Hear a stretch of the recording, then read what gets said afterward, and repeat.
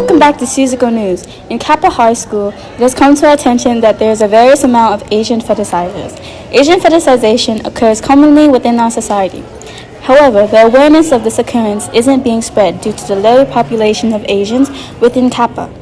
Today, we will be interviewing a few students, teachers, and staff of Kappa. I think that it's like different for a lot of people. I think it doesn't really matter, like anybody can have an Asian fetish. It's really, I think for a lot of young girls, it comes from K-pop, and for like a lot of, I don't know, for a lot of young people, it comes from K-pop and it comes from anime.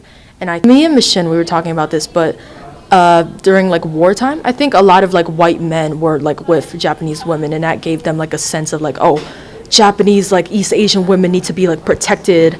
They need like white men to like protect them in a sense. And I think that's also where it may stem from. So personally, I think they have Asian fetishization just because like first it starts with a general like liking. It's like phases to the fetish. It's like, oh, this is really cool. I start to like it. I think this is really interesting. I might have any ideas and stuff. This looks really nice. This looks really cool.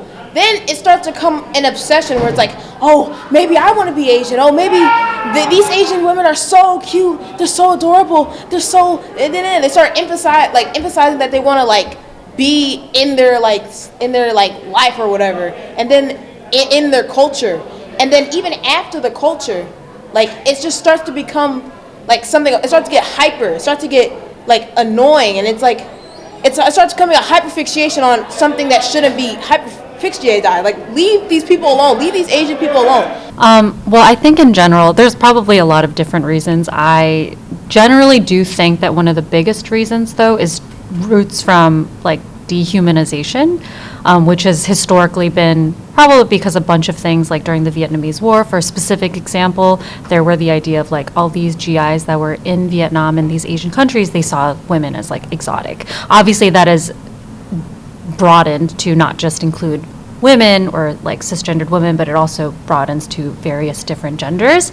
But in general, it roots, I think, from dehumanization of people based off of like features. So specifically things that we see as Asian, quote unquote, features, which are usually more East Asian in the United States. But in general, yeah, I think one of the reasons why fetishization happens is because of that, and also linking to like historical context and objectification of any gender.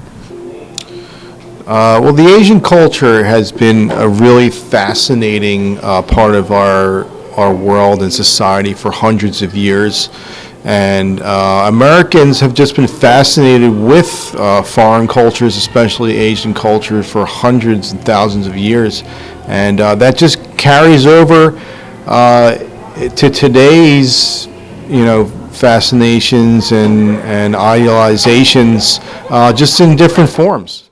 Until next time on Suzuko News. Bye!